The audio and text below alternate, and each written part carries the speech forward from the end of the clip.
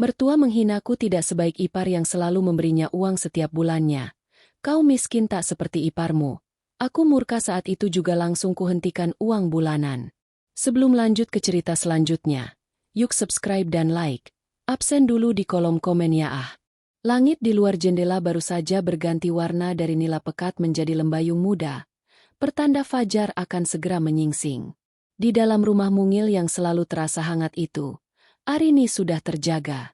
Aroma kopi yang baru diseduh menguar dari dapur, berpadu dengan wangi nasi yang ditanaknya di penanak nasi. Baginya, pagi hari adalah momen sakral. Momen di mana ia dan Bima, suaminya, bisa menikmati ketenangan sebelum dunia luar menuntut perhatian mereka. Pagi, sayang. Sapa Bima. Suaranya sedikit serak khas bangun tidur. Ia memeluk Arini dari belakang, meletakkan dagunya di bahu sang istri sambil menghirup dalam-dalam aroma kopi dan wangi tubuh Arini yang menenangkan. Arini tersenyum. Tangannya yang sedang mengaduk kopi berhenti sejenak untuk mengusap lengan Bima yang melingkar di perutnya. Pagi juga, Mas. Kopinya sudah siap. Inilah surga kecil mereka.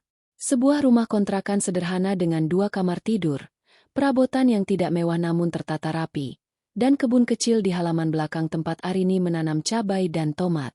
Kekayaan mereka tidak diukur dari saldo rekening, melainkan dari tawa yang meledak saat Bima menceritakan lelucon garing, dari secangkir kopi yang dinikmati bersama di pagi hari, dari punggung yang saling memijat setelah lelah bekerja seharian.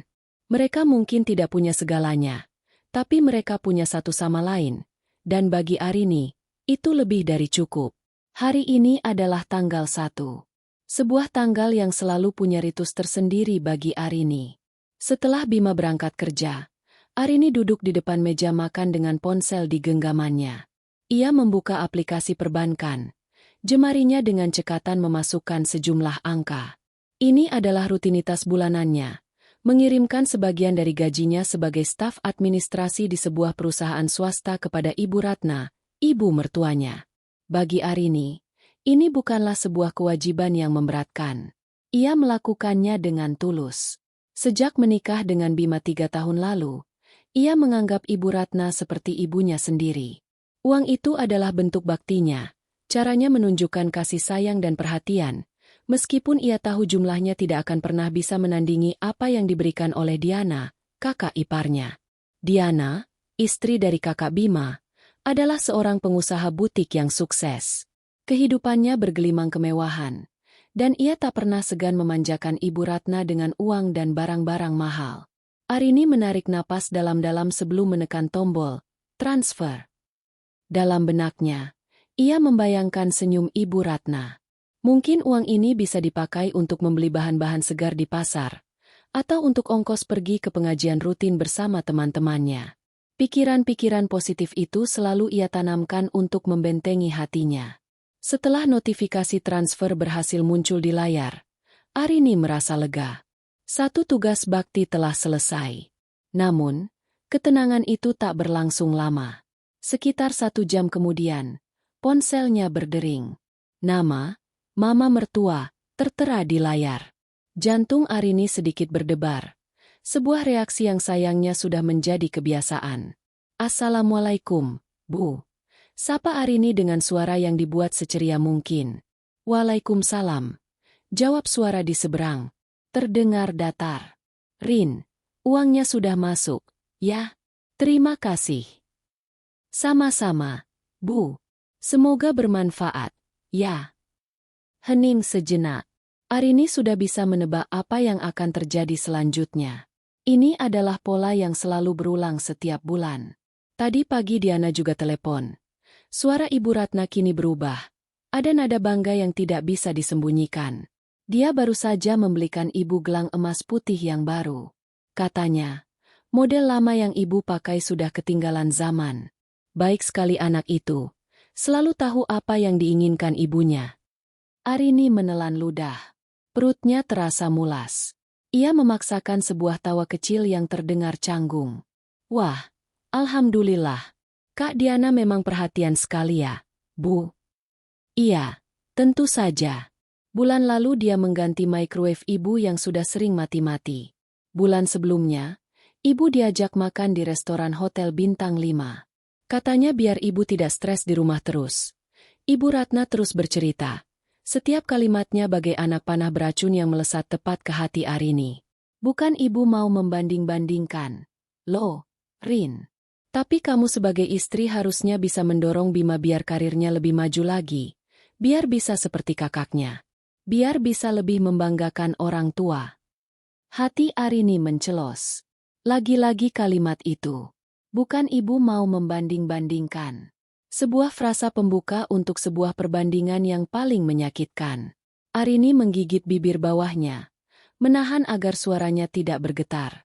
Tangannya mencengkeram ujung daster yang dikenakannya. Iya, Bu. Arini dan Mas Bima selalu berusaha yang terbaik. Kok? Hanya itu yang bisa ia ucapkan. Ya, berusahalah lebih keras lagi. Lihat Diana. Dia tidak hanya sukses sendiri, tapi juga bisa mengangkat derajat keluarganya. Suaminya dimodali untuk buka cabang bisnis baru. Hidup itu harus punya target. Jangan hanya puas dengan apa yang ada sekarang.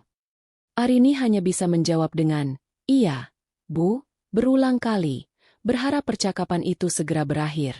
Surga kecilnya yang tadi pagi terasa begitu damai, kini terasa terusik. Dinding kehangatan rumahnya seolah retak oleh suara sinis dari seberang telepon. Setelah panggilan itu berakhir, Arini terduduk lemas di kursi. Ia menatap sekeliling rumahnya. Rumah yang ia dan Bima cicil dengan susah payah. Perabotan yang mereka beli satu persatu dari hasil menabung. Semuanya terasa begitu tak berharga di mata mertuanya. Ketulusannya mengirimkan uang setiap bulan seolah tak ada artinya. Hanya setitik debu jika dibandingkan dengan kilau emas dan kemewahan yang ditaburkan Diana. Ia mencoba menghibur diri. Mungkin Ibu Ratna tidak bermaksud menyakiti. Mungkin itu hanya cara orang tua zaman dulu dalam memberi nasihat. Ia mencoba menyapu bersih perasaan sakit itu, mendorongnya ke sudut terjauh di dalam hatinya, dan menguncinya di sana. Ia tidak ingin masalah ini merusak hubungannya dengan Bima. Ia terlalu mencintai suaminya untuk membiarkan hal itu terjadi. Ketika Bima pulang sore harinya dengan senyum lelah yang selalu dirindukannya, Arini menyambutnya dengan senyum yang sama hangatnya seperti biasa. Ia menyembunyikan lukanya rapat-rapat, berharap cinta mereka berdua cukup kuat untuk menjadi perisai dari badai apapun. Namun, di dalam hatinya, sebuah benih kekecewaan mulai bertunas. Sebuah pertanyaan mulai menggema. Sampai kapan ia harus terus berpura-pura bahwa semua sindiran itu tidak menyakitinya? 2 minggu setelah percakapan telepon yang mengiris hati itu, sebuah pesan singkat dari Ibu Ratna masuk ke ponsel Bima. Isinya adalah undangan makan malam di rumahnya akhir pekan ini. Sebuah acara kumpul keluarga biasa, tulisnya. Namun bagi Arini, tidak ada yang terasa biasa. Perutnya langsung melilit membaca undangan itu. Setiap pertemuan keluarga kini terasa seperti medan perang sunyi, di mana ia selalu berada di pihak yang kalah. Kita harus datang, sayang, ujar Bima sambil memijat lembut bahu Arini. Siapa tahu ini kesempatan buat mencairkan suasana. Ibu mungkin hanya rindu. Arini ingin sekali mempercayai ucapan suaminya. Ia mengangguk pelan, memaksakan seulas senyum. Iya, Mas. Aku akan masak semur daging kesukaan ibu. Dalam hatinya, Arini berharap masakannya bisa menjadi jembatan. Sebuah persembahan tulus yang bisa berbicara lebih keras daripada kata-kata. Ia menghabiskan hari Sabtu itu di dapur, memilih daging kualitas terbaik, meracik bumbu dengan resep warisan ibunya, dan memasaknya dengan api kecil selama berjam-jam hingga dagingnya empuk dan bumbunya meresap sempurna. Aroma wangi semur yang menguar di seluruh rumah seolah menjadi perwujudan dari harapannya akan sebuah malam yang hangat dan damai. Saat mereka tiba di rumah Ibu Ratna, suasana sudah ramai. Mobil mewah kakak Bima, Mas Doni, sudah terparkir gagah di garasi. Dari ruang tamu terdengar gelak tawa yang riang. Tawa Ibu Ratna dan Diana. Arini menarik napas dalam-dalam, mengeratkan pegangannya pada rantang berisi semur daging, seolah itu adalah perisainya. Assalamualaikum, ucap Bima saat mereka melangkah masuk. Waalaikumsalam. Wah, pengantin baru datang juga akhirnya. Sambut Ibu Ratna dengan senyum lebar. Namun, Mata tuanya langsung tertuju pada rantang di tangan Arini. Senyumnya sedikit memudar. Bawa apa itu, Rin? Repot-repot sekali. Semur daging kesukaan ibu, jawab Arini lembut, berusaha mengabaikan nada suara mertuanya yang terdengar kurang antusias. Berbeda sekali dengan sambutan yang diterima Diana beberapa saat sebelumnya. Di atas meja kopi, tergeletak sebuah kotak dari merek tas ternama yang Arini tahu harganya setara dengan gajinya selama beberapa bulan. Di sampingnya, Diana sedang memamerkan ponsel seri terbaru kepada beberapa sepupu yang berdecak kagum. Lihat, Bu, kamera yang ini ada ultrawide-nya. Jadi kalau kita foto-foto pas arisan, semuanya bisa masuk frame. Celoteh Diana. Ya ampun, bagus sekali. Kamu memang paling tahu cara membuat ibumu ini senang. Nah, puji Ibu Ratna sambil mengelus-elus tas barunya. Ia kemudian melirik Arini dan berkata, Arini, taruh saja semurnya di meja makan. Nanti biar Bik Lastri yang panaskan. Arini hanya mengangguk dan berjalan ke ruang makan. Punggungnya terasa seperti ditusuk oleh ratusan jarum tak kasat mata. Ia merasa seperti pelayan di rumah mertuanya sendiri. Makan malam pun dimulai. Meja makan dipenuhi berbagai hidangan lezat yang sepertinya dipesan dari catering mahal. Semur daging buatan Arini diletakkan di sudut meja, nyaris tak tersentuh. Sepanjang makan malam, percakapan didominasi oleh Diana dan Ibu Ratna. Mereka membicarakan rencana liburan ke Eropa, kesuksesan butik Diana yang akan membuka cabang baru, dan tentu saja, betapa beruntungnya Mas Doni memiliki istri seperti Diana. Doni itu beruntung sekali punya istri pintar cari uang seperti kamu. Nah, suami jadi ikut terangkat derajatnya, kata Ibu Ratna, seolah sengaja mengeraskan suaranya. Coba kalau semua menantu bisa seperti kamu, pasti orang tua tidak akan khawatir lagi di hari tuanya. Bima, yang duduk di samping Arini, berdeham pelan, tampak tidak nyaman. Ia mencoba mengalihkan pembicaraan. Pekerjaan Bima juga alhamdulillah lancar. Bu, baru saja dapat bonus akhir tahun. Bonus? Ibu Ratna tertawa kecil, tawa yang meremehkan. Bonusmu itu paling hanya cukup untuk bayar cicilan rumah, kan? Beda dengan Diana. Dia tidak perlu menunggu bonus. Setiap hari adalah bonus baginya. Hancur. Hati Arini terasa hancur berkeping-keping. Ia menunduk, mengaduk-aduk nasinya tanpa selera. Setiap suap terasa seperti menelan pasir. Ia ingin menghilang dari ruangan itu. Melihat piring-piring mulai kosong, Arini melihat sebuah kesempatan untuk melarikan diri sejenak dari atmosfer yang menyesakan itu. Ia berdiri dan mulai mengumpulkan piring-piring kotor. Biar Arini bantu bawa ke dapur ya, Bu. Ini adalah momen puncaknya. Momen di mana kesabaran yang telah ia pupuk selama bertahun-tahun akhirnya tumbang tak bersisa. Saat Arini hendak melangkah ke dapur, Ibu Ratna menghentikannya dengan suara tajam dan dingin. Suara yang cukup keras untuk membuat seluruh percakapan di meja makan itu berhenti seketika. Sudahlah, kamu duduk saja. Bantuanmu tidak seberapa. Arini membeku. Waktu seolah berhenti berputar.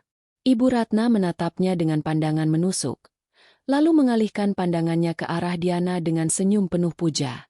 Kemudian, ia kembali menatap Arini dan mengucapkan kalimat yang meruntuhkan seluruh dunia Arini saat itu juga. Harusnya kamu contoh Diana. Setiap bulan selalu membanggakan orang tua. Kau miskin, tak seperti iparmu. Hening. Suara pendingin ruangan yang berdesis pelan tiba-tiba terdengar memekakan telinga. Semua mata tertuju pada Arini. Para sepupu menunduk, pura-pura tidak mendengar. Mas Doni tampak salah tingkah. Diana tersenyum tipis, senyum kemenangan yang keji. Dan Bima, suaminya, hanya bisa menatap ibunya dengan mulut ternganga. Syok. Bagi Arini, hinaan itu bukan lagi anak panah beracun, melainkan sebilah pedang yang menembus jantungnya. Rasa sakitnya begitu nyata, begitu fisik, hingga napasnya terasa sesak. Air mata menggenang di pelupuk matanya, mengaburkan pandangan. Ia bisa merasakan harga dirinya diinjak-injak hingga lumat di depan semua orang oleh wanita yang seharusnya ia panggil ibu. Ia meletakkan tumpukan piring itu kembali ke meja dengan tangan gemetar, menimbulkan bunyi denting yang memecah keheningan yang menyiksa.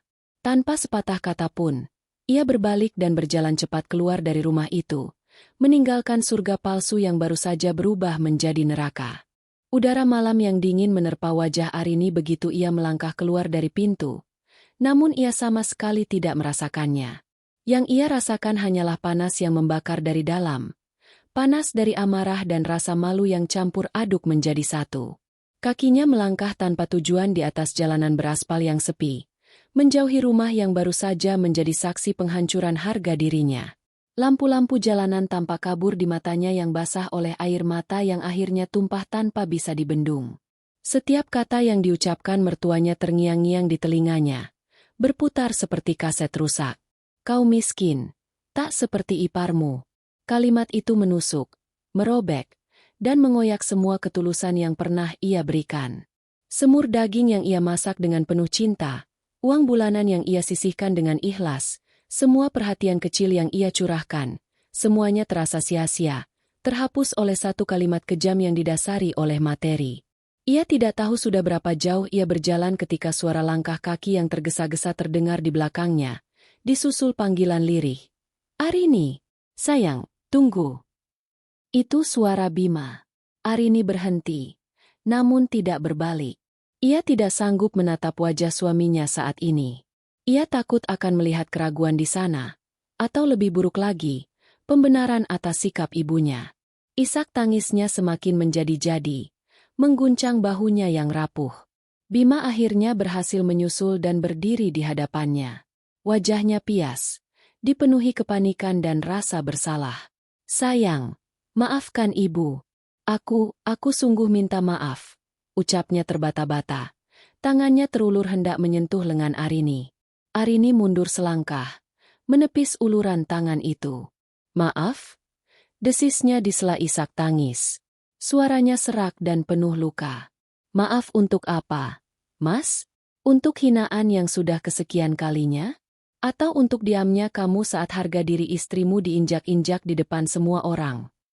Bima terdiam, lidahnya keluh. Perkataan Arini adalah sebuah kebenaran telak yang menghantamnya. Ia memang diam. Ia terkejut, membeku, tidak tahu harus berbuat apa. Ia gagal membela wanita yang seharusnya ia lindungi. Aku kaget, Rin. Aku tidak menyangka ibu akan berkata seperti itu. Tidak menyangka. Arini tertawa getir. Tawa yang lebih terdengar seperti ringisan pilu. Selama ini Mas Bima pikir sindiran-sindiran ibu itu apa? Pujian? Ini hanya puncaknya. Mas. Puncak dari gunung es yang selama ini aku coba telan sendirian. Air mata deras mengalir di pipinya. Ia menumpahkan semua yang terpendam. Aku tidak pernah meminta untuk dibandingkan. Aku tidak pernah iri dengan kemewahan yang Kak Diana berikan. Yang aku punya hanya ketulusan, Mas. Dan malam ini, ketulusanku dihargai dengan hinaan di depan seluruh keluarga. Apa salahku? Apa dosaku hanya karena aku tidak sekaya Kak Diana? Bima hanya bisa menatap istrinya dengan perasaan hancur. Ia meraih Arini ke dalam pelukannya. Kali ini Arini tidak menolak. Ia membenamkan wajahnya di dada bidang suaminya dan menangis sejadi-jadinya, melepaskan semua beban yang menyesakkan dadanya. Bima memeluknya erat, membisikkan kata maaf berulang kali, meskipun ia tahu kata itu terasa begitu hampa saat ini. Perjalanan pulang terasa begitu sunyi dan berat. Tidak ada radio yang menyala. Tidak ada obrolan ringan. Hanya ada suara isak tangis Arini yang sesekali terdengar, memecah keheningan yang menyiksa di dalam mobil. Bima melirik istrinya berulang kali. Hatinya ikut sakit melihat pundak yang bergetar itu. Surga kecil yang selalu mereka rindukan di ujung hari, kini terasa seperti sebuah tujuan yang asing. Sesampainya di rumah, Arini langsung turun dari mobil dan masuk ke dalam kamar. Ia tidak menyalakan lampu, hanya duduk di tepi ranjang dalam kegelapan. Bima menyusul, menyalakan lampu meja yang cahayanya temaram, lalu berlutut di hadapan Arini. Sayang, kita bicara, ya? Pinta Bima dengan suara memohon. Aku tahu aku salah. Seharusnya aku lebih tegas pada ibu. Aku janji, aku akan bicara pada ibu besok. Arini mengangkat wajahnya. Matanya bengkak dan merah. Namun tatapannya kini berbeda. Tidak ada lagi kerapuhan di sana. Yang ada adalah seberkas cahaya dingin yang memancarkan ketegasan yang belum pernah Bima lihat sebelumnya. Rasa sakit itu, dalam beberapa jam terakhir, telah bermetamorfosis menjadi sesuatu yang lain. Sesuatu yang lebih kuat. Sesuatu yang tak bisa lagi ditawar. Ia menatap lurus ke mata suaminya. Air matanya sudah berhenti mengalir. Suaranya terdengar tenang, namun setiap katanya mengandung bobot yang menusuk. Tidak ada lagi yang perlu dibicarakan soal itu, Mas. Bima mengerutkan kening. Tidak mengerti. Maksudmu? Arini menarik napas dalam-dalam, mengumpulkan seluruh sisa kekuatannya. Selama ini aku diam karena aku menghormati ibu sebagai orang tuamu. Aku pikir, dengan bersabar dan tetap berbuat baik, hatinya akan luluh. Ternyata aku salah. Kebaikan dan ketulusanku tidak ada harganya di mata beliau. Ia berhenti sejenak, membiarkan kata-katanya meresap. Uang yang aku kirim setiap bulan, aku niatkan sebagai bakti. Tapi ternyata, di mata beliau, uang itu hanya pengingat betapa kecilnya aku jika dibandingkan dengan Kak Diana. Uang itu bukan lagi tanda kasih sayang, Mas. Uang itu sudah menjadi alat ukur harga diriku. Ia mencondongkan tubuhnya sedikit ke depan. Tatapannya tak bergeser sedikit pun dari wajah Bima yang tegang. Dengan suara yang mantap dan tanpa getar sedikit pun, ia mendeklarasikan sebuah keputusan yang akan mengubah segalanya. Mulai detik ini, uang bulananku untuk ibumu berhenti. Aku tidak akan membiayai orang yang menghina harga diriku. 2 minggu berlalu sejak malam yang menghancurkan itu. Surga kecil Arini dan Bima telah berubah. Kehangatan yang dulu menyelimuti setiap sudut rumah kini digantikan oleh ketegangan yang dingin dan tak terucap. Bima seolah berjalan di atas lapisan es tipis, berhati-hati dalam setiap perkataan dan perbuatannya, takut akan semakin melukai Arini. Sementara Arini, ia bergerak seperti bayangan di rumahnya sendiri. Luka di hatinya belum sembuh. Namun rasa sakit itu telah mengeras menjadi sebuah perisai baja di sekelilingnya. Ia tetap melayani Bima sebagai seorang istri, menyiapkan sarapan, mencuci pakaian, menyambutnya pulang kerja. Namun ada jarak yang kentara di antara mereka, sebuah jurang yang tercipta oleh kekecewaan. Keputusannya sudah final. Tidak ada lagi diskusi mengenai uang bulanan untuk Ibu Ratna. Bima, yang melihat keteguhan di mata istrinya, tidak berani mengangkat topik itu lagi. Ia berharap waktu bisa menjadi obat, berharap ibunya akan menyadari kesalahannya dan meminta maaf, sebuah harapan yang ia tahu hampir mustahil. Dan kemudian, hari yang ditakuti itu pun tiba. Tanggal 1, hari di mana badai yang sesungguhnya diperkirakan akan menerjang. Pagi itu, Arini sengaja menyibukkan diri dengan membersihkan taman kecil di belakang rumah. Mencabuti rumput liar dengan sedikit tenaga ekstra seolah menjadi caranya menyalurkan emosi yang terpendam. Ia sama sekali tidak menyentuh aplikasi perbankan di ponselnya. Rekening atas nama Ibu Ratna seolah telah terhapus dari memorinya. Waktu berjalan terasa sangat lambat. Detik demi detik terasa seperti hitungan mundur menuju sebuah ledakan. Pukul 10 pagi. Belum ada kabar. Pukul 12 siang. Saat Arini sedang makan siang dalam diam, ponsel Bima yang tergeletak di meja bergetar hebat. Nama, Ibu, tertera di layar. Arini berhenti mengunyah. Matanya menatap lurus ke ponsel itu. Jantungnya berdebar kencang, mempersiapkan diri. Bima, yang baru keluar dari kamar mandi, melihat panggilan itu dan wajahnya langsung pucat. Ia menatap Arini dengan pandangan memohon, seolah meminta kekuatan.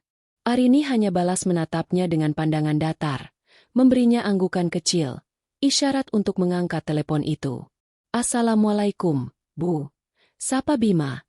Suaranya terdengar dipaksakan. Arini tidak bisa mendengar suara mertuanya, tapi ia bisa melihat dengan jelas bagaimana rahang Bima mengeras dan otot di pelipisnya menegang. Ia tidak perlu menjadi peramal untuk tahu bahwa nada suara di seberang sana bukanlah nada seorang ibu yang bertanya dengan lembut. Iya. Bu, ini Bima lagi di rumah, istirahat makan siang. Bima menjawab, matanya menghindari tatapan Arini. Oh, soal itu. Bima berdeham, mencari kata-kata yang tepat. Begini, Bu. Arini kami. Hening sejenak. Bima tampak menelan ludah dengan susah payah. Maaf, Bu. Untuk bulan ini, sepertinya belum bisa transfer dulu. Arini bisa membayangkan reaksi Ibu Ratna. Pasti bukan kebingungan, melainkan kemarahan. Terbukti, Bima menjauhkan ponsel sedikit dari telinganya. Dan meskipun samar, Arini bisa mendengar suara cempreng bernada tinggi dari pengeras suara ponsel. Bukan begitu, Bu. Tolong dengarkan Bima dulu. Bima mencoba memotong. Arini sangat terluka dengan perkataan ibu waktu itu. Kami butuh waktu, Bu. Percakapan itu berlangsung sekitar 10 menit, yang terasa seperti 1 jam bagi Arini. 10 menit di mana Bima lebih banyak mendengar daripada berbicara. Wajahnya berubah dari pucat menjadi merah padam karena menahan emosi. Akhirnya, dengan sebuah helaan napas panjang, Bima menutup telepon. Ibu marah besar, ucap Bima pelan. Suaranya terdengar lelah. Ia menjatuhkan dirinya di kursi di seberang Arini. Aku sudah menduganya, jawab Arini dingin, kembali menyendokkan nasi ke mulutnya. Meskipun seleranya sudah hilang sama sekali. Dia tidak merasa bersalah sedikit pun, Rin. Lanjut Bima, nadanya dipenuhi frustrasi. Dia bilang kamu tidak tahu berterima kasih. Dia bilang kamu sudah meracuni pikiranku untuk melawan ibuku sendiri. Dia menuduhmu sengaja melakukan ini untuk memutus tali silaturahmi. Arini meletakkan sendoknya dengan keras, menimbulkan bunyi denting yang mengejutkan. Meracuni pikiranmu? Memutus silaturahmi. Ia menatap Bima dengan mata berkilat marah. Siapa yang memulai semua ini, Mas? Siapa yang meracuni kebahagiaan rumah tangga kita dengan perbandingan dan hinaan? Apa ibu tidak sadar kalau mulutnya sendiri yang menjadi racun itu? Aku tahu, sayang. Aku tahu. Bima mengusap wajahnya dengan kasar. Ia berada di posisi yang sangat sulit. Di satu sisi, ia tahu istrinya benar 100%. Di sisi lain, tekanan dari ibunya begitu kuat. Tapi, bisakah untuk kali ini saja kita mengalah? Aku tidak tahan mendengar ibu bicara seperti itu. Kirim saja untuk bulan ini. Nanti aku yang akan bicara lagi pelan-pelan pada ibu. Tolong, ya? Demi menjaga kedamaian. Itulah kalimat yang paling ditakuti Arini. Permohonan untuk mengalah demi kedamaian. Kedamaian siapa? Kedamaian semu yang harus dibayar dengan harga dirinya? Seketika itu juga, pertengkaran pertama dan yang paling hebat di antara mereka pun pecah. Kedamaian. Arini berdiri. Suaranya bergetar karena emosi yang meluap. Jadi aku harus mengorbankan perasaanku. Menganggap hinaan itu angin lalu. Hanya demi sebuah kedamaian palsu? Begitu. Mas. Bukan begitu maksudku. Rin. Aku hanya tidak ingin masalah ini berlarut-larut. Balas Bima, suaranya meninggi. Masalah ini tidak akan selesai kalau aku mengalah. Mengalah sekarang hanya akan memberitahu ibumu bahwa beliau benar dan aku salah. Bahwa beliau boleh menghinaku kapan saja. Dan aku akan tetap diam dan mengiriminya uang. Apa kamu tidak mengerti? Aku mengerti. Tapi dia ibuku. Arini, ibu yang melahirkanku. Dan aku istrimu, Bima, wanita yang berjanji akan kamu lindungi seumur hidupmu. Pekik Arini, air matanya mulai mengalir. Malam itu, di mana perlindunganmu saat aku dihina di depan semua orang? Di mana suaramu saat ibumu sendiri merendahkan aku? Kamu diam, Mas. Dan sekarang kamu memintaku untuk mengalah. Bima terdiam 1000 bahasa. Setiap kata Arini adalah tamparan keras baginya. Ia tidak bisa menyangkalnya. Ia telah gagal. Rasa bersalah dan ketidakberdayaan membuatnya semakin frustrasi. Melihat suaminya yang terdiam, Arini menggelengkan kepalanya pelan, dipenuhi kekecewaan. Ini bukan soal uang, Mas. Aku tidak peduli dengan uang itu. Ucapnya dengan suara yang kini terdengar lebih tenang namun menusuk. Ini soal harga diri. Dan kalau kamu tidak bisa membelanya, biar aku sendiri yang melakukannya. Setelah mengucapkan kalimat itu, Arini berbalik dan masuk ke dalam kamar, menutup pintu dengan pelan namun tegas. Suara klik kunci pintu terdengar seperti sebuah vonis bagi Bima. Badai pertama telah tiba, dan dampaknya jauh lebih merusak dari yang ia bayangkan. Surga kecil mereka kini porak-poranda, dan Bima ditinggalkan sendirian di tengah puing-puingnya, terjebak antara bakti pada seorang ibu dan tanggung jawab pada seorang istri. Pintu kamar yang terkunci itu menjadi perbatasan tak terlihat di dalam rumah Arini dan Bima. Selama 3 hari, mereka hidup dalam kebisuan yang canggung. Komunikasi hanya seperlunya, terbatas pada "sarapan sudah siap" atau "aku pulang malam". Bima mencoba beberapa kali untuk mengetuk dan mengajak bicara, namun yang ia dapatkan hanyalah keheningan. Ia tahu Arini tidak sedang menghukumnya dengan amarah yang meledak-ledak, melainkan dengan kekecewaan yang sunyi, dan itu terasa jauh lebih menyakitkan. Sementara itu, di kediamannya yang megah, Ibu Ratna merasa dunianya jungkir balik. Gagal menekan Bima, ia merasa kehilangan kendali. Amarahnya karena tidak menerima uang bulanan kini bercampur dengan rasa panik. Bukan karena ia kekurangan uang, transferan dari Diana lebih dari cukup untuk menutupi semua kebutuhannya. Tetapi karena ini adalah pertama kalinya, kekuasaannya, sebagai seorang ibu ditentang secara terang-terangan. Bima, putranya yang selalu patuh, kini berani melawannya. Dan di matanya, hanya ada satu biang keladi, Arini. Merasa terpojok, ia pun memainkan kartu andalannya. Dengan jari-jari yang gemetar karena emosi, ia menekan nomor telepon putri menantu kesayangannya, sang anak emas, Diana. "Halo, Bu? Tumben telepon pagi-pagi, ada apa?" Sapa suara ceria Diana dari seberang. Seketika itu juga, Ibu Ratna mengubah nada suaranya menjadi serak dan penuh penderitaan, seolah ia adalah korban paling malang di dunia. "Diana, Ibu tidak kuat lagi, Nak." Isaknya dibuat-buat. "Loh, Ibu kenapa? Sakit?" tanya Diana. Nadanya terdengar khawatir. "Sakit hati, Nah. Sakit sekali rasanya." Drama Ibu Ratna dimulai. Ia menceritakan versinya sendiri tentang kejadian beberapa hari terakhir. Ia melukiskan Arini sebagai menantu durhaka yang telah menghasut Bima untuk membenci ibunya sendiri, hanya karena masalah sepele. Tentu saja, ia sama sekali tidak menyinggung soal hinaannya di meja makan. Hanya karena uang bulanan yang tidak seberapa itu, dia tega membuat Bima melawan ibu. Kamu bayangkan, Nah, anak yang ibu kandung sendiri sekarang lebih membela istrinya. Ibu ini sudah tua. Apa salahnya sih mengharapkan bakti dari anak-anak?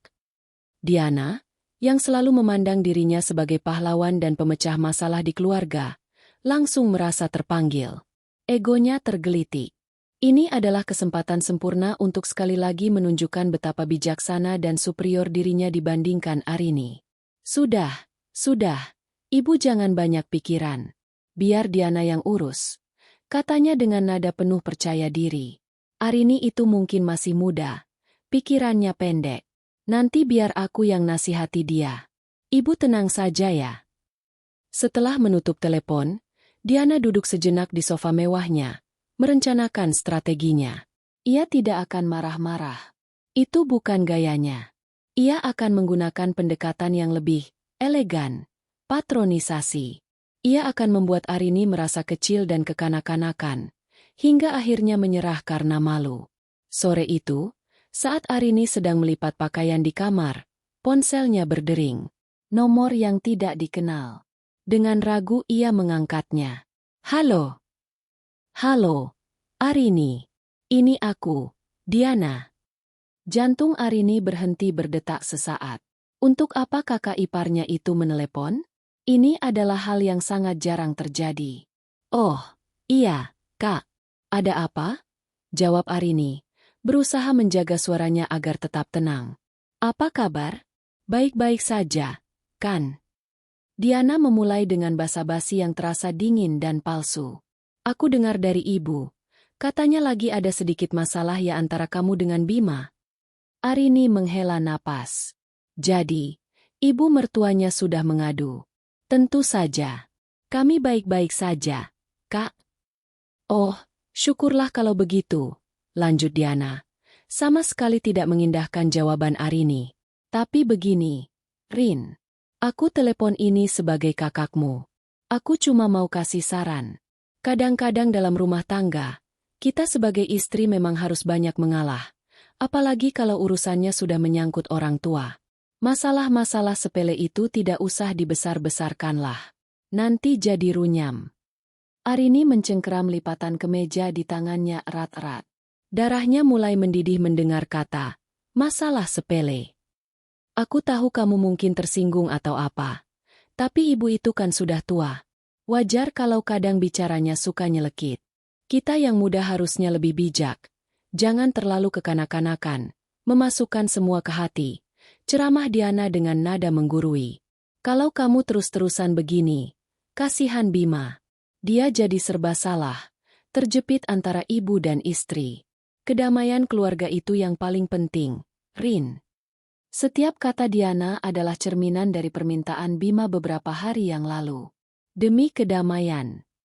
Arini muak mendengarnya. Melihat Arini hanya diam, Diana merasa di atas angin. Ia pun melancarkan serangan pamungkasnya. Sebuah tawaran yang ia yakini akan menaklukkan Arini sepenuhnya. Gini deh, katanya dengan nada yang dibuat semurah hati mungkin. Kalau kamu memang lagi ada kesulitan keuangan atau gimana, biar aku saja yang talangi dulu uang bulanan buat ibu bulan ini. Kasihan kan ibu kalau sampai kepikiran. Anggap saja aku bantu adikku. Nanti kamu ganti saja pelan-pelan kalau sudah ada rezeki. Gimana? Itu dia. Hinaan terbungkus dalam jubah kemurahan hati. Tawaran itu bukan hanya merendahkan, tapi juga menelanjangi Arini, memposisikannya sebagai orang yang tidak hanya picik, tapi juga miskin dan tidak mampu. Rasa sakit yang ditimbulkan oleh kalimat ini bahkan lebih dalam daripada hinaan Ibu Ratna di meja makan. Namun, sesuatu yang tak terduga terjadi di dalam diri Arini. Alih-alih hancur, amarahnya justru menguap, berganti menjadi ketenangan yang dingin dan tajam. Ia sudah melewati titik terendahnya. Tidak ada lagi yang bisa menyakitinya. Terima kasih tawarannya, Kak Diana. Jawab Arini dengan suara yang jernih dan mantap, membuat Diana sedikit terkejut. Jadi, kamu setuju? Tidak. Potong Arini dengan tegas. Aku tidak butuh bantuan kakak. Dan perlu kakak tahu, ini bukan masalah uang. Arini menarik napas sejenak, lalu melanjutkan. Ini masalah harga diri. Sesuatu yang mungkin sulit dipahami oleh orang yang terbiasa mengukur segalanya dengan uang. Rasa hormat itu tidak bisa ditawar, tidak bisa ditalangi, dan tidak bisa dibeli.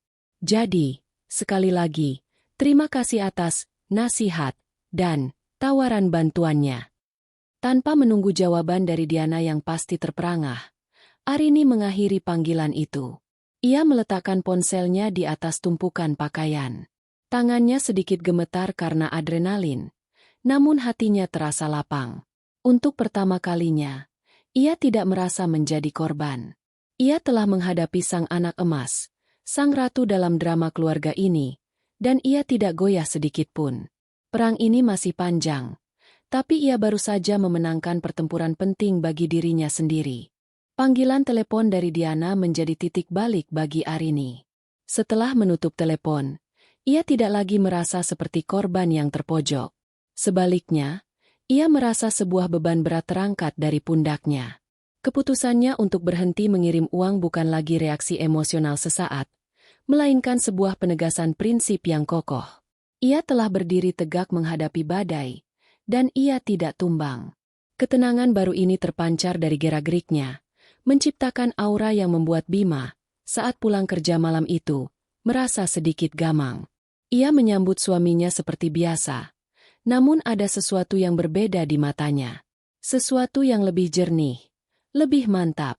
Saat mereka duduk untuk makan malam, dalam keheningan yang sudah menjadi kebiasaan selama beberapa hari terakhir, Arinilah yang pertama kali memecah kesunyian. Tadi siang, Kak Diana telepon, ucapnya datar, tanpa menatap Bima. Bima yang sedang menyendokkan sayur ke piringnya langsung berhenti. Ia meletakkan sendoknya perlahan. Dia bilang apa? Tanyanya hati-hati, bersiap untuk mendengar keluhan lain. Dia menasihatiku untuk tidak kekanak-kanakan dan menawarkan untuk menalangi uang bulanan ibu, jawab Arini. Ia kemudian mengangkat wajahnya dan menatap lurus ke mata Bima. Aku menolaknya. Bima tertegun. Ia bisa membayangkan betapa superiornya nada bicara Diana, dan betapa merendahkannya tawaran itu. Alih-alih merasa lega karena mungkin ada solusi sementara, Bima justru merasakan gelombang rasa malu dan amarah yang aneh. Kakaknya telah ikut campur, memperkeruh suasana, dan secara tidak langsung semakin menghina istrinya. Maafkan dia, Rin. Hanya itu yang bisa keluar dari mulut Bima. Ia merasa gagal. Lagi. Gagal mengendalikan masalah ini di dalam lingkaran terkecilnya, hingga kini merembet dan menjadi konsumsi anggota keluarga lain. Melihat ekspresi bersalah di wajah suaminya, Arini menggeleng pelan. Bukan salahmu, Mas. Aku hanya ingin kamu tahu. Malam itu, untuk pertama kalinya setelah pertengkaran hebat mereka, pintu kamar tidak lagi dikunci. Keesokan harinya, didorong oleh rasa bersalah dan keinginan untuk menyelesaikan masalah, Bima memutuskan untuk menemui kakaknya, Heru, suami Diana. Ia butuh sudut pandang dari seorang pria, dari seseorang yang juga berstatus sebagai menantu di keluarganya sendiri. Mereka bertemu di sebuah kedai kopi sepulang kerja. Heru tampak jauh lebih tua dari usianya. Ada lingkaran hitam di bawah matanya, dan ia mengaduk kopinya tanpa henti dengan tatapan kosong. Gimana, Bim? Tumben ngajak ketemu. Sapa Heru, mencoba tersenyum namun gagal. Bima menceritakan semua permasalahannya dari awal hingga akhir. Tentang hinaan ibunya, keputusan Arini, pertengkarannya, hingga telepon dari Diana. Ia berharap mendapatkan saran atau setidaknya simpati. Namun, reaksi Heru sungguh di luar dugaan. Setelah Bima selesai bercerita, Heru tertawa. Bukan tawa mengejek, melainkan tawa getir yang syarat akan kelelahan.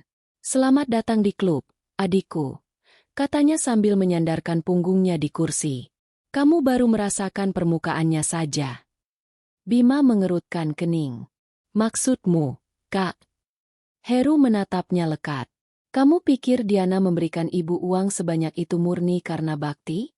Kamu pikir rumah tangga kami sesempurna yang kalian lihat? Ia menggelengkan kepalanya pelan. Itu semua panggung, Bim. Pertunjukan. Bima terdiam, terkejut mendengar nada sinis dari kakak iparnya yang biasanya pendiam. Diana itu, dia terobsesi dengan Citra. Lanjut Heru, suaranya merendah. Dia harus terlihat sebagai anak yang paling berbakti, istri yang paling sukses, keluarga yang paling harmonis. Dan ibu. Ibu adalah penonton utamanya.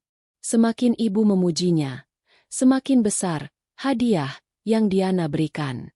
Itu bukan lagi soal kasih sayang, itu transaksi validasi.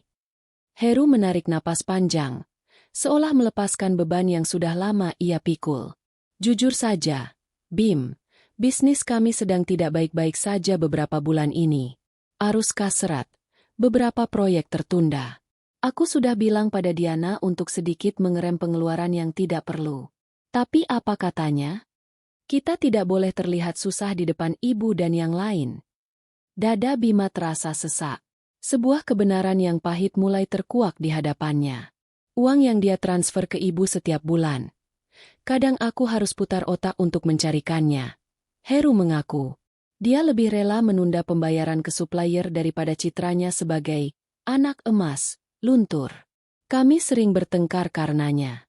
Rumah yang kalian lihat mewah itu, seringkali terasa seperti neraka dingin karena ambisinya. Pengakuan Heru seperti palu godam yang menghancurkan semua persepsi Bima selama ini. Kakak iparnya yang sempurna, yang selalu dijadikan standar oleh ibunya, ternyata hidup dalam kerapuhan yang ditutupi oleh kemewahan. Dan ibunya ternyata bukan hanya korban dari keadaan, tapi juga bagian dari sistem transaksional yang menyakitkan ini. Tiba-tiba, Bima teringat serpihan-serpihan percakapan masa lalu dengan ibunya. Ibu butuh uang buat arisan sosialita, malu kalau tidak ikut. Atau, teman ibu baru beli tas model terbaru, masa ibu kalah? Atau, Diana mau ajak ibu ke salon mahal, biar teman-teman ibu lihat.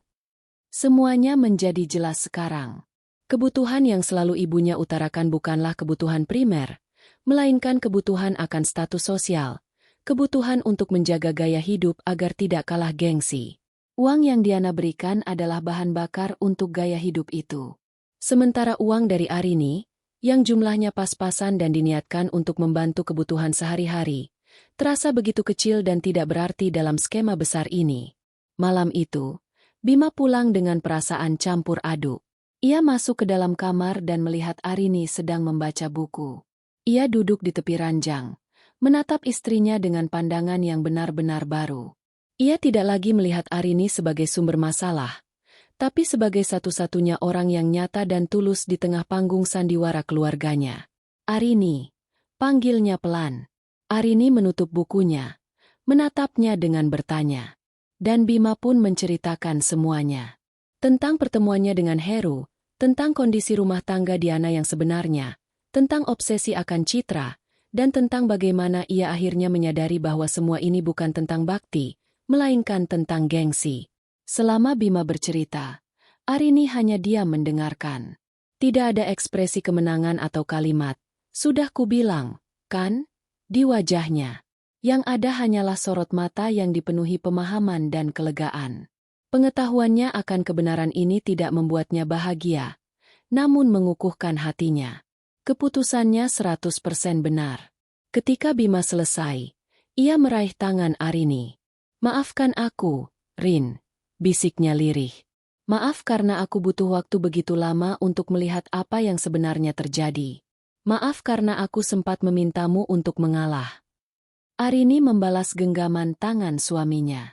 Untuk pertama kalinya dalam beberapa minggu, sebuah senyum tulus yang kecil terukir di bibirnya. Dinding es di antara mereka akhirnya benar-benar runtuh. Mereka mungkin belum tahu bagaimana cara memperbaiki kerusakan yang telah terjadi di keluarga besar mereka. Tetapi malam itu, mereka telah berhasil memperbaiki pondasi surga kecil mereka sendiri. Mereka kini berdiri di sisi yang sama, siap menghadapi apapun bersama. 3 minggu berlalu dalam ketenangan yang rapuh. Di dalam rumah Arini dan Bima, harmoni telah kembali terjalin, bahkan lebih kuat dari sebelumnya. Dinding es di antara mereka telah mencair sepenuhnya, digantikan oleh kehangatan pemahaman dan rasa saling percaya yang baru. Bima tidak lagi melihat Arini hanya sebagai istri, tetapi sebagai rekan, satu-satunya sekutu di tengah drama keluarganya yang rumit. Mereka menjadi sebuah tim. Namun, di luar surga kecil mereka, perang dingin terus berlanjut. Tidak ada satupun panggilan telepon atau pesan singkat dari Ibu Ratna maupun Diana. Seolah-olah Arini dan Bima telah dihapus dari peta keluarga. Bagi Arini, kesunyian ini adalah anugerah. Ia bisa bernapas lega, bebas dari sindiran dan perbandingan yang menyakitkan. Tapi bagi Bima, kesunyian itu terasa berat. Syarat akan rasa bersalah yang tak terucap. Meskipun ia tahu ia berada di pihak yang benar. Kehidupan berjalan normal hingga suatu Rabu sore. Bima sedang merapikan beberapa dokumen di meja kerjanya saat ponselnya berdering dengan nada panik. Bukan nama, Ibu, yang muncul, melainkan, Pak RT.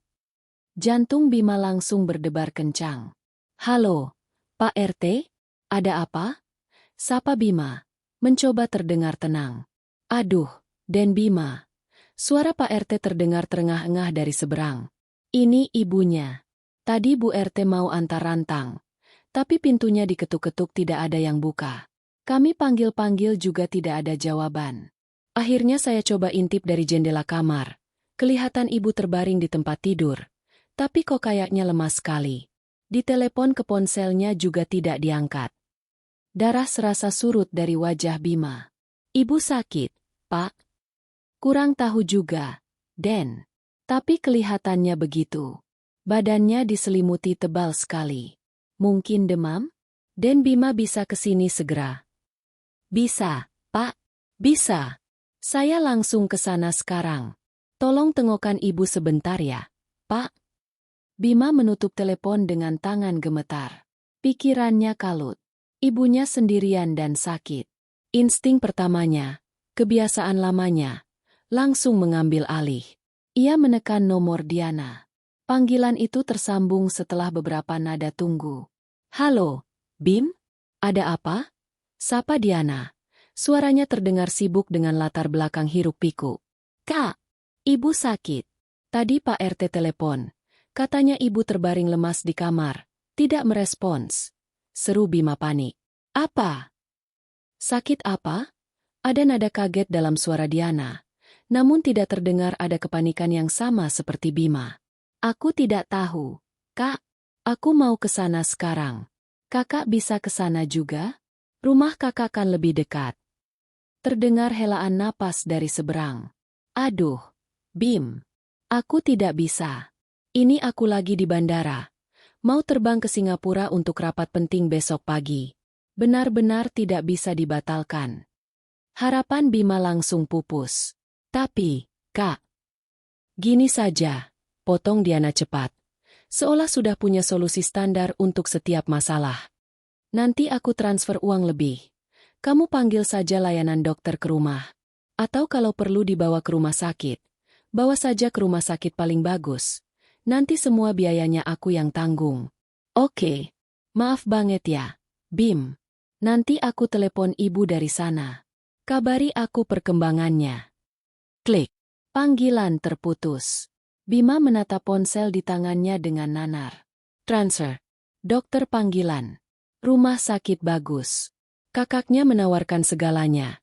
Kecuali satu hal yang paling dibutuhkan saat ini. Kehadirannya. Rasa frustrasi dan ketidakberdayaan yang luar biasa melandanya. Ia menyandarkan kepalanya ke dinding. Merasa begitu bodoh dan sendirian. Arini, yang mendengar nada panik dalam suara suaminya, keluar dari dapur sambil mengeringkan tangan. Ia melihat Bima yang tampak hancur dan langsung tahu ada sesuatu yang tidak beres. Mas, ada apa? Tanyanya lembut. Bima mengangkat wajahnya. Matanya memerah. Ibu sakit. Rin. Sendirian di rumah. Ia menelan ludah, lalu menambahkan dengan suara pelan. Aku telepon Kak Diana, dia di bandara. Mau keluar negeri. Dia cuma bilang akan transfer uang. Arini terdiam. Hatinya terasa dicubit. Ada sedikit rasa puas yang sinis di benaknya. Akhirnya terbukti bahwa uang bukanlah segalanya.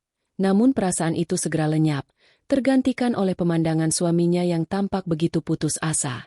Ia melihat Bima bukan sebagai anak dari wanita yang telah menghinanya, tetapi sebagai seorang suami yang sedang dilanda ketakutan akan kondisi ibunya.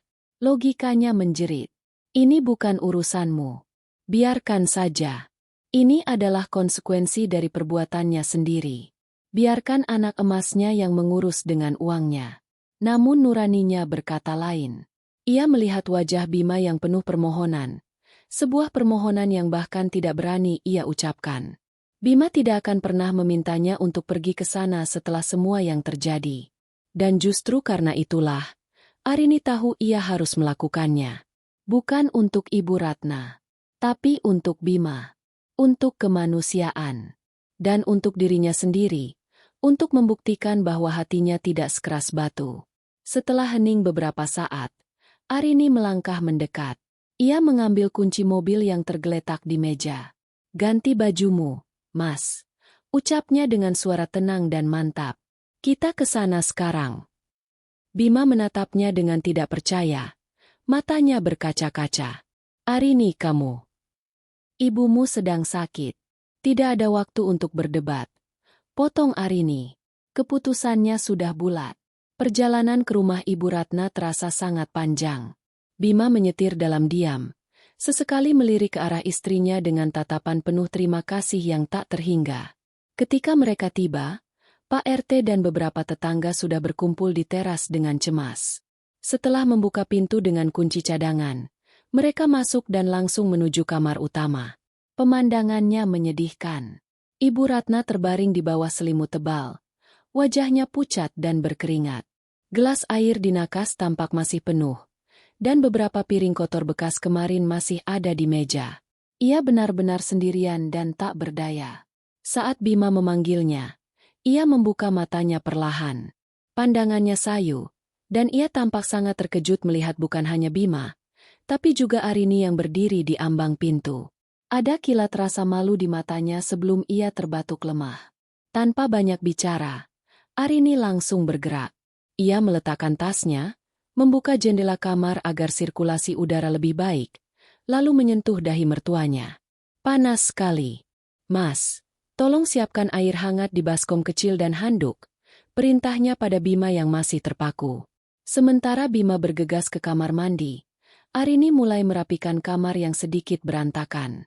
Ia mengambil piring-piring kotor, membuang sampah, dan mengganti air minum di nakas. Ia bergerak dengan efisien, tanpa emosi, seperti seorang perawat profesional.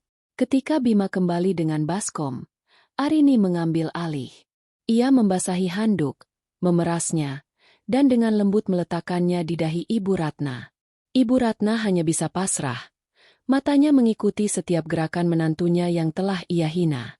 Di saat ia lemah dan tak berdaya, di saat anak kesayangannya hanya menawarkan solusi jarak jauh via transfer bank, justru tangan inilah, tangan yang ia anggap tak berharga, yang kini merawatnya. Uang jutaan rupiah di rekeningnya terasa begitu dingin dan tak berguna dibandingkan kehangatan handuk basah di keningnya.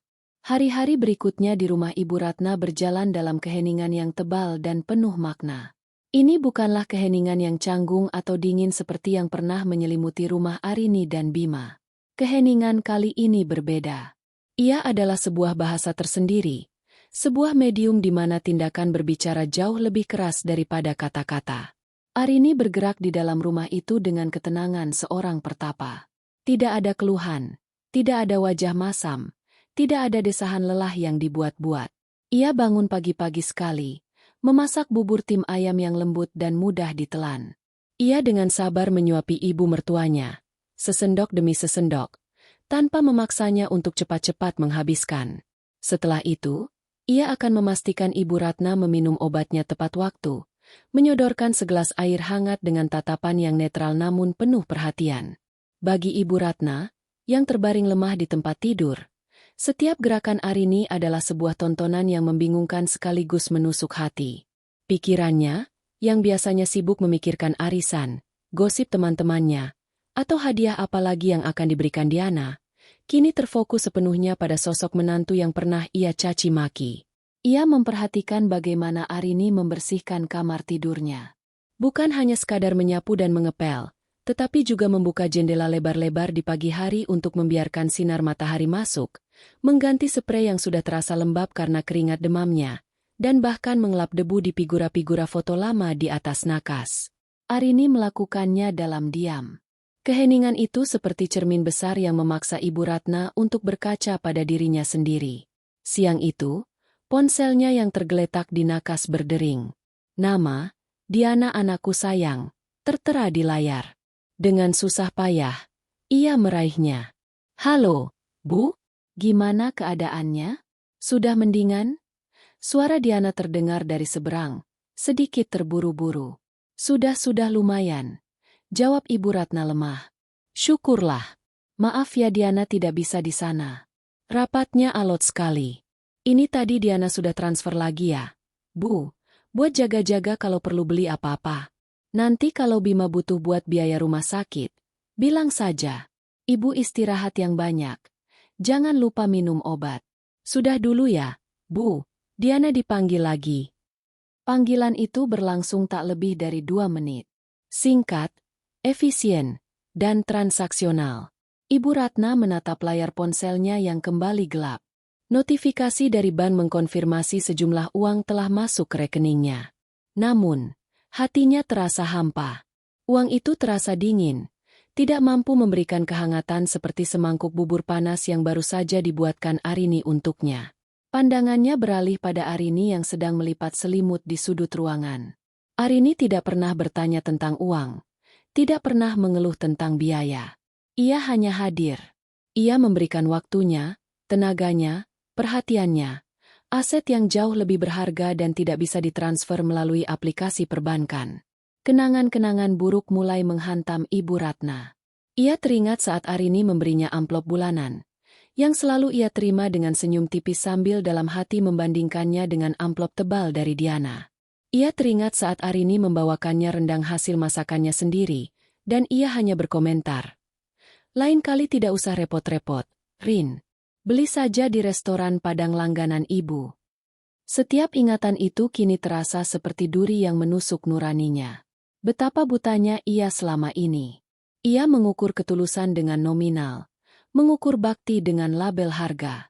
Ia telah menukar cinta yang murni dengan validasi yang dangkal. Ia menginginkan seorang menantu yang bisa ia pamerkan kepada teman-temannya, dan dalam prosesnya, ia telah mengabaikan menantu yang tulus merawatnya tanpa pamrih. Sore harinya, saat Arini sedang membantunya untuk duduk bersandar di bantal, tangan mereka bersentuhan.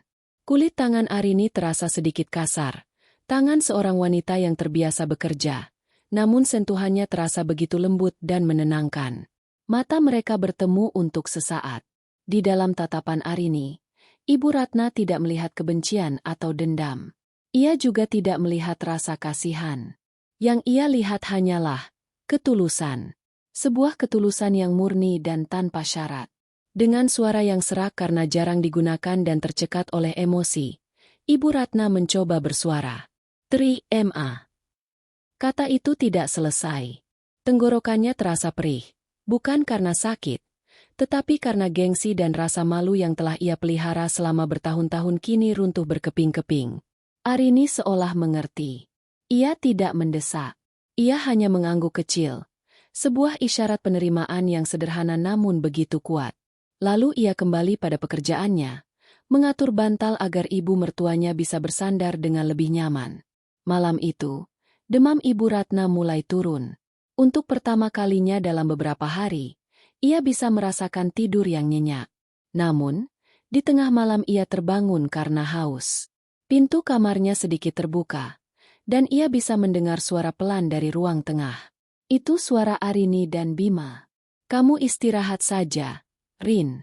Biar aku yang jaga ibu malam ini. Kamu sudah capek seharian," bisik Bima. "Tidak apa-apa, Mas. Aku belum ngantuk. Besok pagi aku mau coba masakin sup ayam jahe buat ibu. Katanya bagus untuk memulihkan tenaga. Biar badannya lebih segar," jawab Arini dengan suara yang sama pelannya. Mendengar itu, sesuatu di dalam diri Ibu Ratna pecah. Air mata yang selama ini ia tahan akhirnya mengalir tanpa suara, membasahi bantalnya. Bukan air mata kesakitan fisik, melainkan air mata penyesalan yang mendalam. Di saat ia terpuruk, di saat ia sendirian, di saat uang dan kemewahan tak bisa menolongnya, justru orang yang paling ia sakiti yang memikirkan cara untuk membuatnya pulih. Keheningan selama beberapa hari ini telah mengajarkannya sebuah pelajaran yang paling berharga.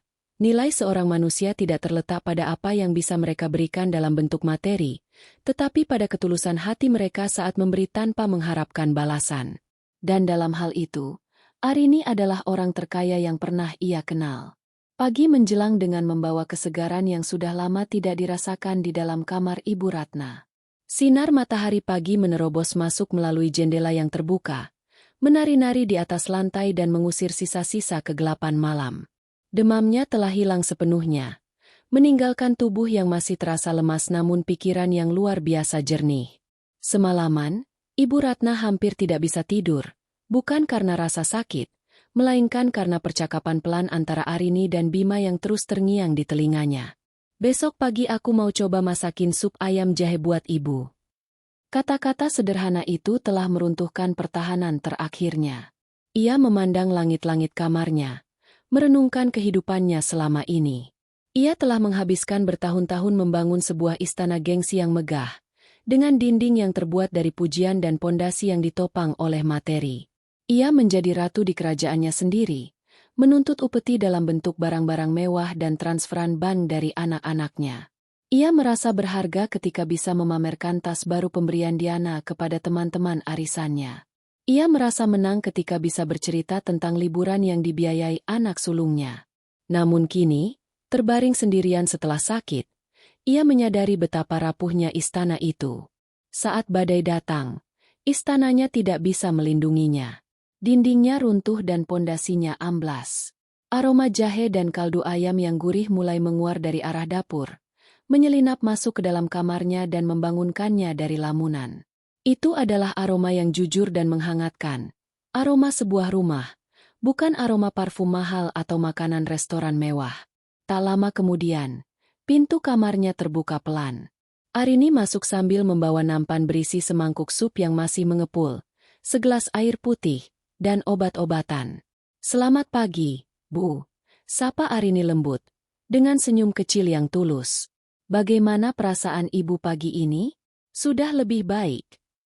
Ibu Ratna hanya bisa mengangguk. Tenggorokannya terasa tercekat.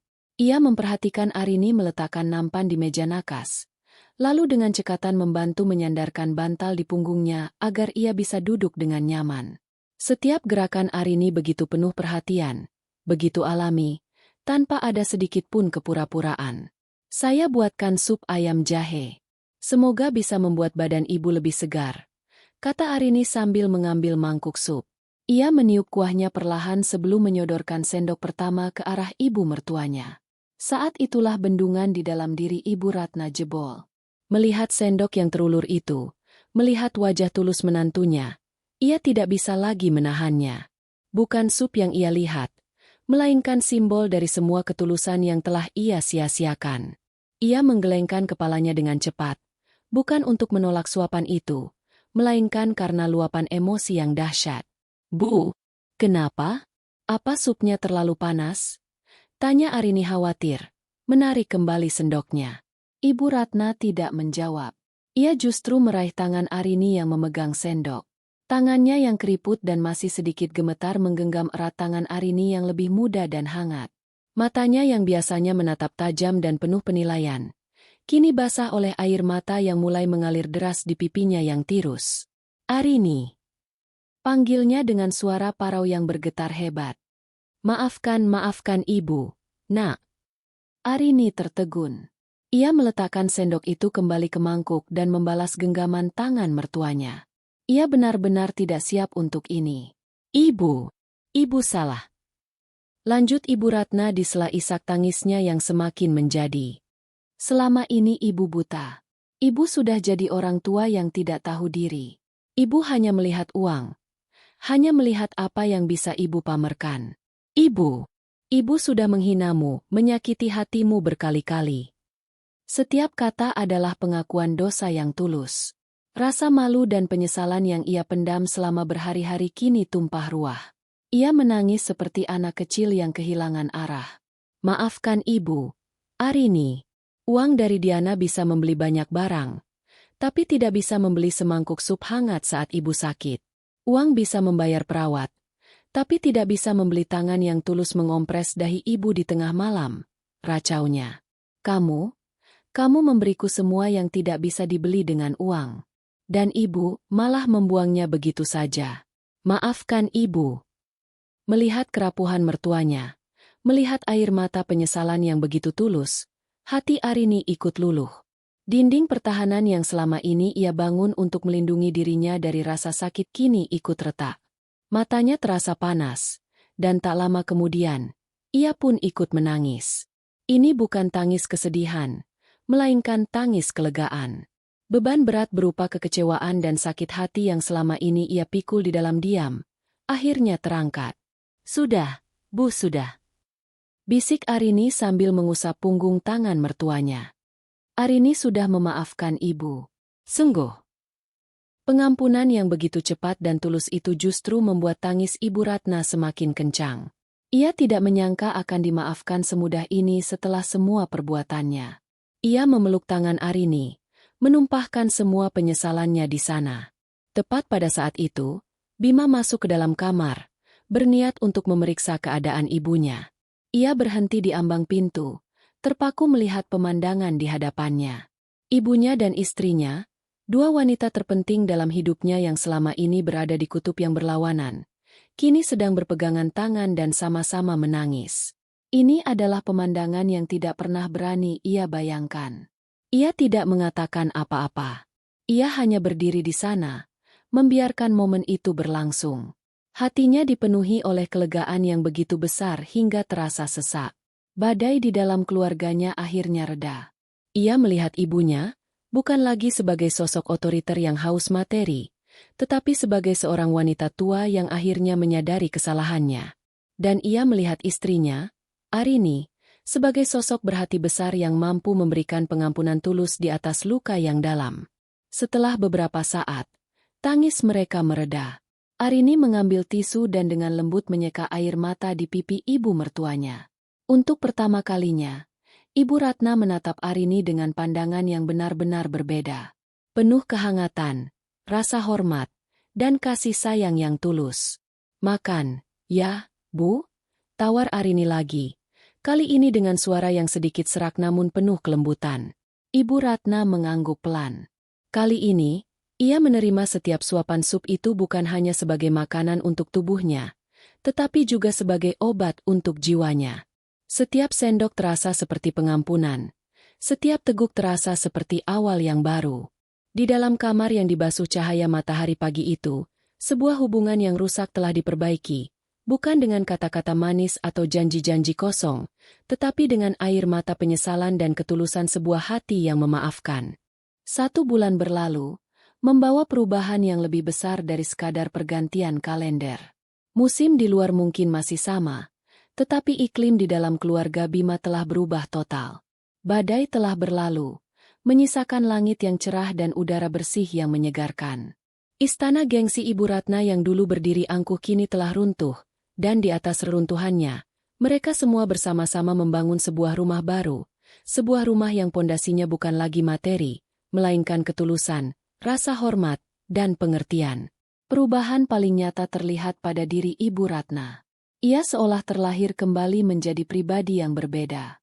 Tatapannya melembut, senyumnya lebih sering terkembang tulus, dan yang terpenting, lidahnya tidak lagi setajam silet. Ia mulai menemukan kebahagiaan dalam hal-hal kecil yang dulu selalu ia pandang sebelah mata. Setiap akhir pekan, kini menjadi sebuah tradisi baru bagi Arini dan Bima untuk berkunjung ke rumahnya, bukan karena kewajiban, melainkan karena kerinduan. Siang itu, halaman belakang rumah Ibu Ratna dipenuhi tawa. Arini, dengan celemek yang sedikit kotor oleh tanah, sedang berjongkok di dekat barisan pot bunga, sementara Ibu Ratna memberinya petunjuk dengan antusias. "Bukan begitu, Rin. Kalau mau menanam mawar, lubangnya harus sedikit lebih dalam," kata Ibu Ratna sambil ikut berjongkok, memperlihatkan caranya dengan sabar. "Nanti kalau sudah tumbuh, bunganya ibu kasih buat kamu pajang di rumah." Bima, yang sedang duduk di teras sambil menikmati teh hangat, tersenyum memandangi pemandangan itu. Ibunya dan istrinya, kini tampak seperti ibu dan anak kandung, berbagi hobi baru menanam bunga. Tak ada lagi perbandingan, tak ada lagi sindiran. Yang ada hanyalah kebersamaan yang hangat. Ia menyadari, inilah keluarga yang selama ini ia impikan. Ia juga telah berubah. Ia menjadi lebih tegas dan bijaksana, belajar menempatkan dirinya sebagai jembatan yang kokoh, bukan sebagai tali yang ditarik ulur oleh kedua sisi. Tiba-tiba, suara klakson mobil mewah menginterupsi ketenangan mereka. Sebuah sedan hitam mengkilap masuk ke halaman. Diana keluar dari mobil dengan kacamata hitam besar bertengger di hidungnya, membawa beberapa tas belanja dari merek ternama. Ia baru saja kembali dari perjalanan bisnisnya. "Assalamualaikum. Bu, lihat Diana bawa apa?" serunya dengan nada ceria yang dibuat-buat, mengharapkan sambutan meriah seperti biasanya. Namun, sambutan yang ia dapatkan berbeda. Ibu Ratna hanya tersenyum tipis. "Waalaikumsalam, Nak. Baru sampai. Sini, gabung. Lagi asyik menanam bunga sama Arini." Diana sedikit terkejut. Biasanya, ibunya akan langsung menghambur, menanyakan oleh-oleh apa yang ia bawa. Ia melirik Arini yang tersenyum sopan ke arahnya, lalu meletakkan tas-tas belanjaannya di meja teras dengan sedikit hentakan. "Ini Diana belikan ibu tas edisi terbaru. Susah lo carinya," katanya, mencoba memancing reaksi yang ia harapkan. Ibu Ratna melirik tas itu sekilas. "Wah, bagus. Terima kasih ya, Diana. Tapi lain kali tidak usah repot-repot. Uangnya lebih baik kamu tabung." Lalu, ia kembali fokus pada pot bunganya. "Rin, coba kamu ambilkan skop kecil yang di dekat sana." Wajah Diana pias. Penolakan halus itu terasa lebih menampar daripada omelan. Ia, sang anak emas, penyandang dana utama, kini terasa seperti orang asing. Kemewahan yang ia bawa seolah menjadi tak terlihat di hadapan kesederhanaan Arini yang sedang berkotor-kotoran dengan tanah. Ia duduk di teras dengan canggung, sementara Bima hanya menatapnya dengan tenang, seolah berkata, "Selamat datang di keluarga kami yang baru." Malam harinya, dalam perjalanan pulang, Arini membuka percakapan yang sudah beberapa hari ini ia simpan di dalam hatinya. "Mas," panggilnya lembut. "Iya, sayang," sahut Bima. Matanya tetap fokus ke jalan. "Bulan depan, kita mulai lagi ya kasih uang bulanan untuk ibu." Bima langsung menoleh, terkejut. Ia tidak menyangka kata-kata itu akan keluar dari mulut Arini. "Kamu serius, Rin?" Setelah semua yang terjadi, Arini mengangguk mantap. "Justru karena semua sudah terjadi, Mas. Dulu, aku menghentikannya karena harga diriku diinjak-injak. Aku perlu membuktikan bahwa nilaiku bukan pada uang yang aku berikan. Tapi sekarang semua sudah berbeda. Ibu sudah berubah. Aku tidak mau keputusanku dulu malah jadi ganjalan di hati ibu." Ia menatap Bima dengan tatapan teduh. "Sekarang, aku ingin memberikannya lagi bukan sebagai kewajiban atau alat untuk membeli pengakuan. Aku ingin memberikannya sebagai bentuk bakti kita yang tulus. Sebagai tanda cinta kita ke ibu. Tidak peduli berapapun jumlahnya. Yang penting niatnya." Bima meminggirkan mobilnya. Ia menatap istrinya dalam-dalam. Matanya berkaca-kaca. Hati Arini begitu lapang. Di saat ia punya semua alasan untuk tetap mempertahankan egonya, ia justru memilih jalan pengampunan yang tuntas. Bima meraih tangan Arini dan menciumnya. "Terima kasih, Arini. Terima kasih sudah punya hati yang begitu besar." Awal bulan berikutnya, mereka kembali datang ke rumah Ibu Ratna. Setelah makan siang bersama, saat hendak pamit, Arini mengeluarkan sebuah amplop putih dari dalam tasnya dan mengulurkannya kepada ibu mertuanya. "Bu, ini."